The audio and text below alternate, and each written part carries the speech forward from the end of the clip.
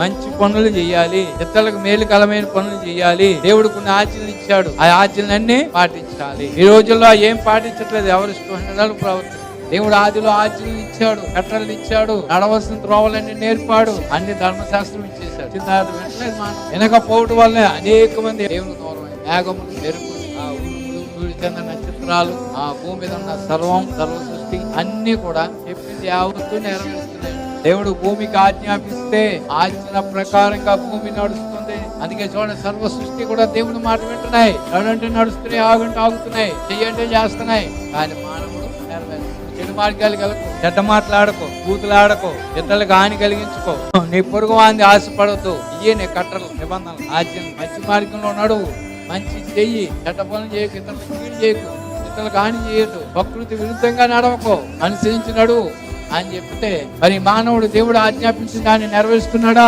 దేవుని యొక్క ఆజ్ఞను తీరిపోయి తిరుగుతూ ఉంటే ఆ తర్వాత దేవుని యొక్క ఉగ్రత దిగి వస్తే ఆ దినాన్ని ఎవరూ తట్టుకోలేరు.